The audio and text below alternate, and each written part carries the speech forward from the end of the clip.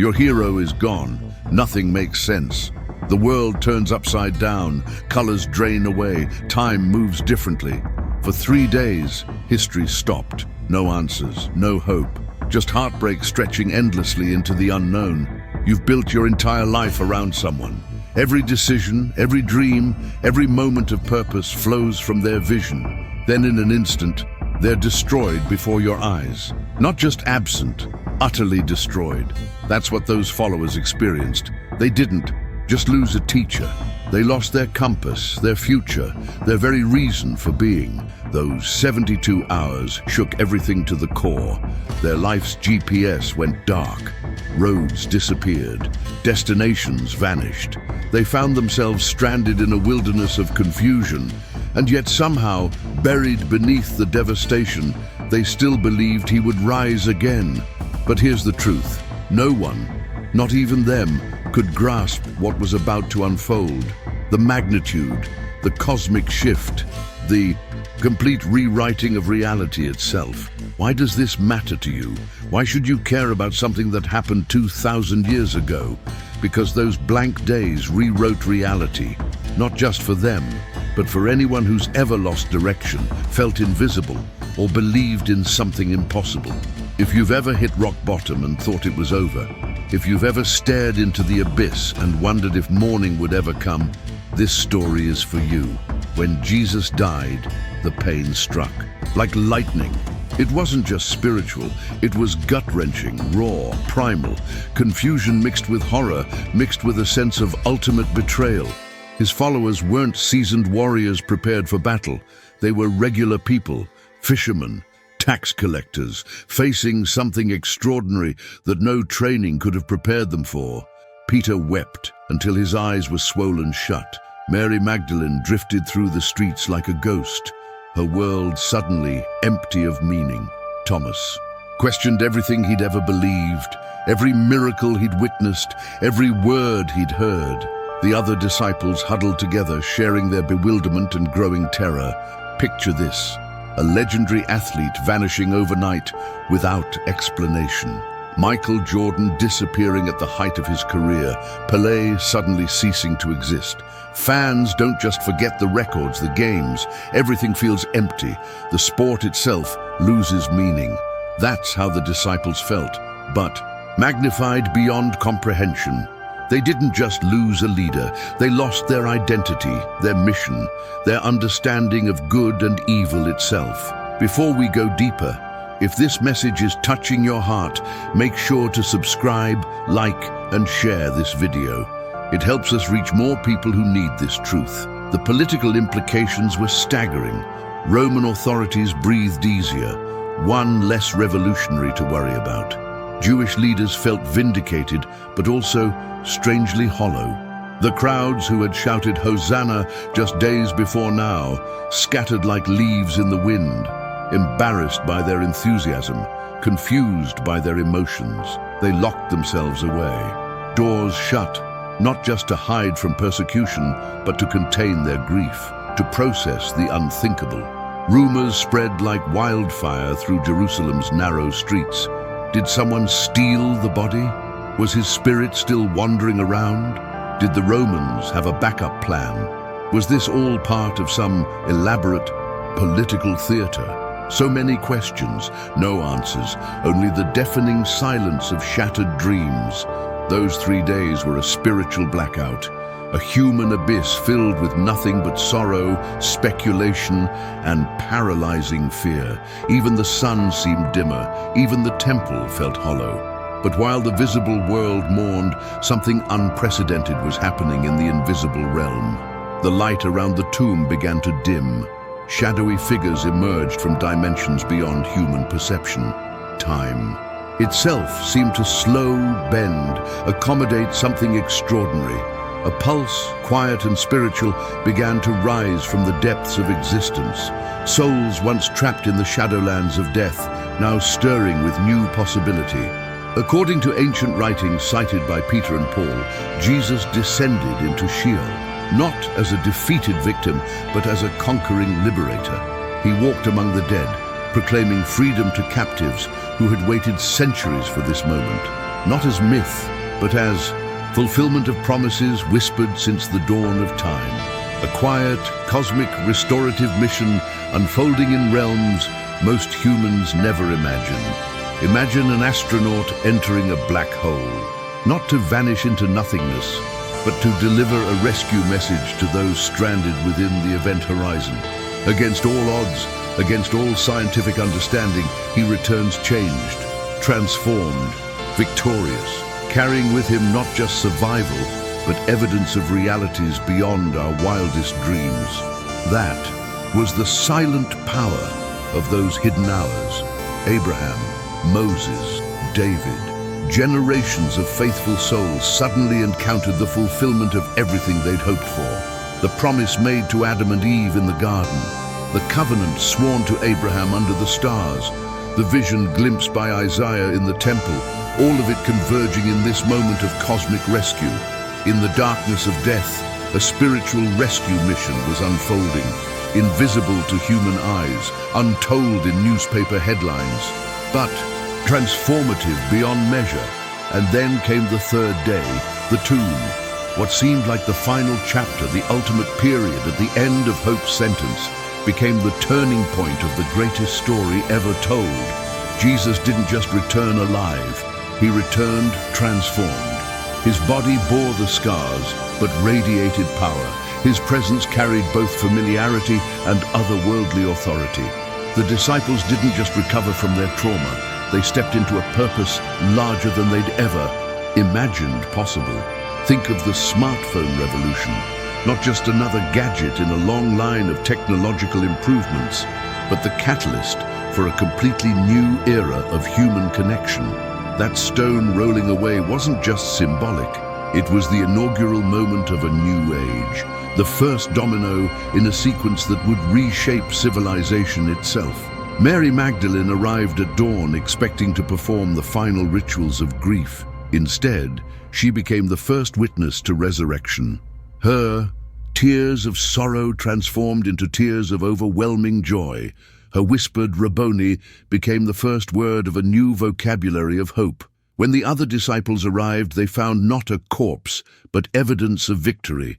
The grave clothes lay folded, purposeful, like someone had calmly prepared for a journey rather than desperately escaped from death. The stone wasn't just moved. It was positioned as if by invisible hands that had no concern for Roman seals or human impossibilities. When Jesus rose, the disciples didn't retreat into comfortable privacy. They went forward into dangerous publicity. Peter, who had denied knowing Jesus just days before, now preached boldly to thousands. They faced persecution with joy, traveled to the ends of the known world with a message that could get them killed, all because of one unshakable belief: death couldn't hold him, and therefore death couldn't hold anyone who belonged to him. That third day sparked a movement unlike anything the world had ever seen. Grief transformed into gospel. Fear metamorphosed into passionate courage. Silence exploded into spiritual fire that would burn across continents and centuries. After the resurrection, they scattered across the world like seeds on the wind. But the message remained constant, unified, unstoppable. He is risen. Communities formed wherever they went. Hermits became preachers. Cowards became martyrs. Lives were transformed not by philosophy or self-help techniques, but by encounter with living hope. Paul's letters, written decades later, were still infused with that same three-day power. His words to the Corinthians ring through the ages. If Christ has not been raised, our preaching is useless, and so is your faith. But Christ had been raised, and therefore everything changed. Every assumption about reality, every understanding of human potential, every definition of victory and defeat, all rewritten by those 3 days. The resurrection didn't just go viral, it went transformational. That belief in resurrection altered the entire trajectory of Western civilization. Hospitals originally built to care for the poor and sick without regard for social status. Schools designed to educate everyone, not just the elite. Literature exploring themes of redemption, hope, second chances.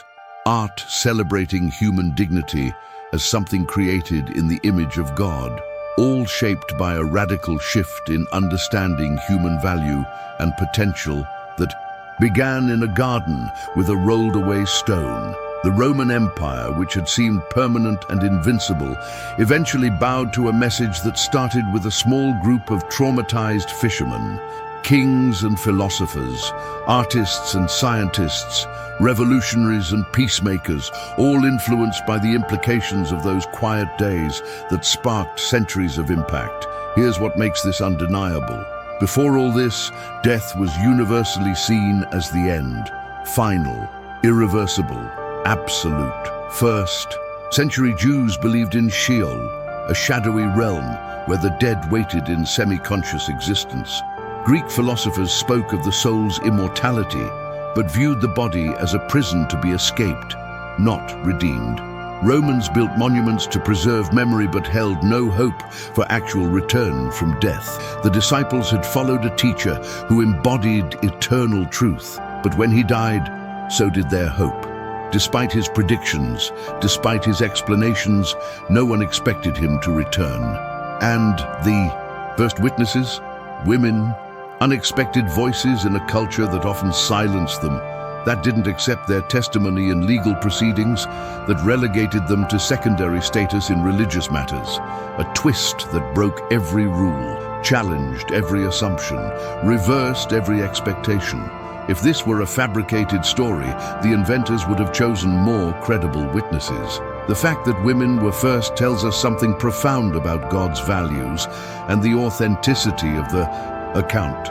Paul and Peter didn't spread myths or wishful thinking. They spoke of real encounters with a risen Jesus, real conversations, real meals shared, real scars touched, real memories created after death had supposedly ended everything. Over 500 witnesses saw him alive, according to Paul's letter to the Corinthians. Over half of those witnesses eventually died for their testimonies, choosing execution over recantation. People don't die for fairy tales they know they invented. They might die for sincere beliefs later proven wrong, but not for deliberate lies that benefit no one. These disciples gained nothing worldly from their claims. Instead, they lost security, comfort, acceptance, and ultimately their lives. Something real happened, something so undeniably powerful that it was worth dying to defend. The transformation in the disciples themselves provides evidence. Peter went from denying he knew Jesus to boldly preaching about him in the same city where Jesus had been executed. Thomas went from expressing doubt to reportedly traveling to India to share the message. James, Jesus' own brother, who had been skeptical during his lifetime, became a leader in the early church. These weren't gradual shifts in opinion. They were radical reversals that demand explanation. And here's the supernatural precision. Jesus' death and return weren't accidents or improvised responses to unexpected circumstances. They fulfilled ancient prophecy with stunning precision. Psalm 16 verse 10 declared, "You will not abandon me to the realm of the dead, nor will you let your faithful one see decay." Written centuries before crucifixion was even invented as a method of execution. Isaiah spoke of a suffering servant who would be pierced for our transgressions, crushed for our iniquities, but who would also see the light of life and be satisfied. Jonah's 3 days in the fish became a prophetic shadow of what was to come. Death swallowing the innocent, then being forced to release them, transformed. This wasn't defeat that somehow got spun into victory. It was the activation of destiny, the fulfillment of a plan laid before the foundation of the world. With that resurrection, apparent betrayal turned into ultimate victory. Those 3 days weren't narrative gaps or embarrassing silences in the story.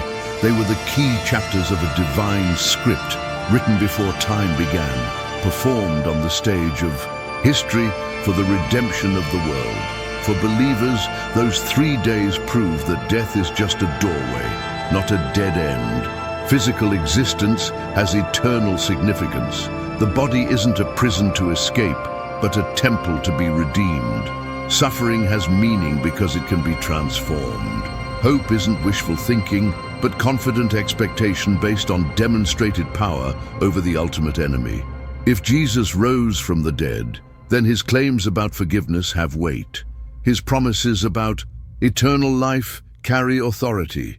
His teachings about love and justice aren't just good ideas, but divine imperatives backed by resurrection power. The disciples went from hiding in fear to traveling the world with a message that would get them killed.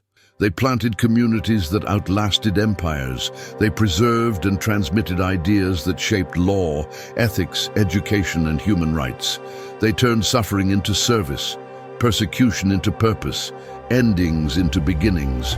Those 3 days aren't just religious history gathering dust in theological libraries. They're a roadmap for anyone who's ever faced darkness and wondered if light would return. They're proof that darkness doesn't have the last word in any story. That purpose can rise again from the ashes of defeat, that you can carry that light into your own silent nights and empty tombs. If you've ever faced a moment that felt like the end, the death of a dream, the loss of a relationship, the failure of a plan you'd invested everything in, hear this.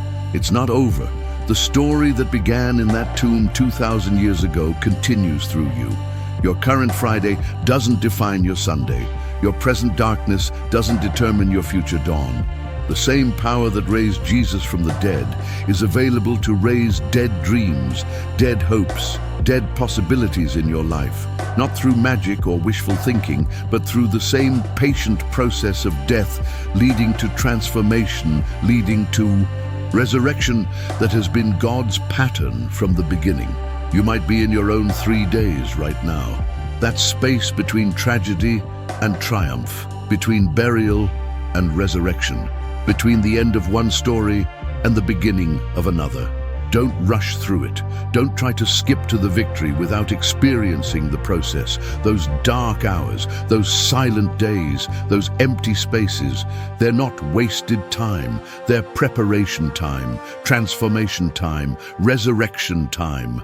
The tomb is never the end of the story.